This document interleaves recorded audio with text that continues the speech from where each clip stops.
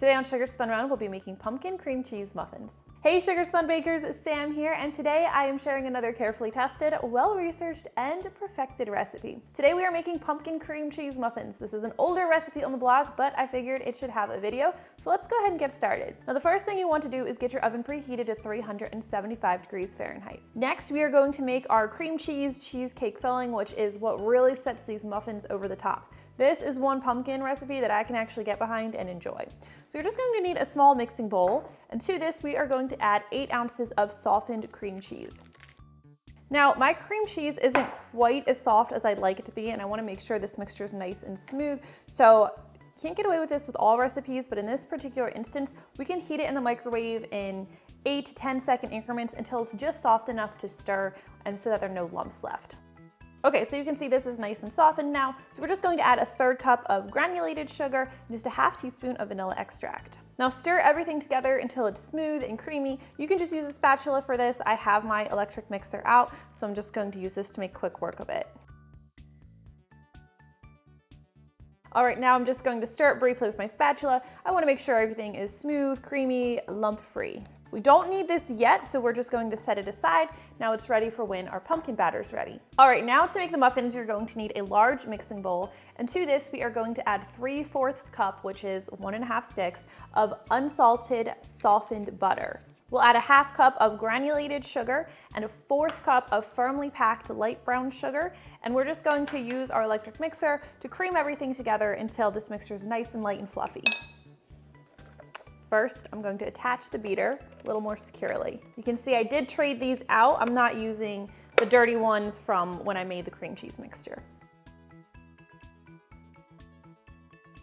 Next, we're going to beat in 2 large eggs. I'm going to get these nicely combined. Of course, we need our pumpkin. You will need 1 cup of pumpkin puree for this recipe. Just watch out that you don't accidentally grab pumpkin pie filling, which is usually sold in a very similar looking can right next to the pumpkin puree. This is just 100% pumpkin. We'll add our vanilla extract. You'll need 1½ teaspoons. We'll stir everything together. And then finally, we'll stir in 2 tablespoons of milk. Give everything a scrape just to make sure it's nicely combined. If the mixture looks piecey or a little bit separated, don't worry, that's very typical when you're working with something like pumpkin. It's all going to come together in the end. All right, we're done with our electric mixer, and we have all of our wet ingredients taken care of, so now we're going to need a separate bowl for our dry ingredients. Here we're going to combine 1¼ cups of all-purpose flour, 2 teaspoons of pumpkin spice, and I do have a recipe, really easy recipe to make your own homemade pumpkin spice if you don't have pre-made store-bought on hand. We'll add a 1/2 teaspoon of ground cinnamon, 3/4 teaspoon of baking soda, 3/4 teaspoon of baking powder, and 3/4 teaspoon of salt. Just whisk everything together until it's nicely combined. And now we'll add this to our wet ingredients. Now you do not want to use your electric mixer for this step. If you do, you're going to most likely overmix the batter. You're going to end up with dense, dry muffins. To keep these muffins light and fluffy, we want to handle it gently, which means just using a spatula to gently fold everything together until the batter is just combined. So today's recipe makes 12 muffins, so grab yourself a 12-count muffin tin. I've lined mine with paper liners. I recommend you do the same. And we're going to start portioning our batter. Now don't forget we're going to be filling these with cream cheese. So we're going to start with just about 2 tablespoons of the pumpkin batter. We're going to drop this right into our muffin liner.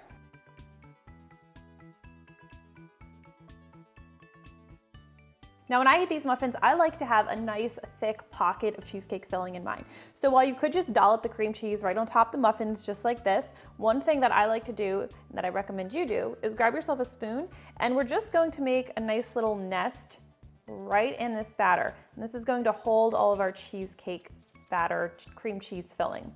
If you don't do this, it's fine, muffins will still turn out, but you're going to have more of just like a ribbon of cream cheese swirl rather than a nice pocket of cheesecake.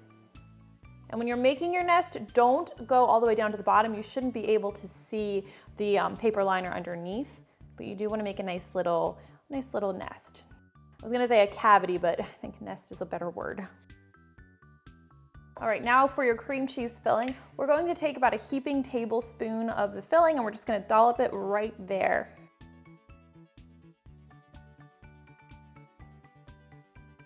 They might not look quite as pretty as a muffin that has, you know, a nice domed top, but what they lack in appearance, they make up for with taste. So to help prevent that sinking that would otherwise happen, I'm just going to gently nudge that cream cheese into that nest we just made. Otherwise, it's going to settle in there while it bakes, and it's just gonna kind of help the muffin fall in on itself. All right, now we'll top these off with the rest of our muffin batter.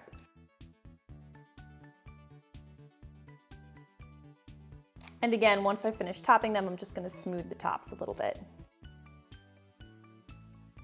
Now you can skip all of these steps. Your muffins won't look quite as pretty, but they're still gonna taste delicious. This is just kind of, I don't know, a muffin vanity thing for me.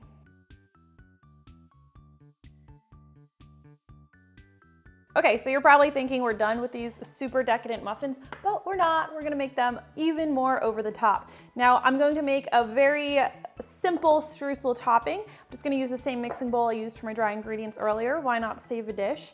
And to this bowl, we're just going to add a ½ cup of all-purpose flour, a third cup of firmly packed light brown sugar, a tablespoon of granulated sugar, and 3/4 teaspoon of ground cinnamon. Oh, I almost lost it.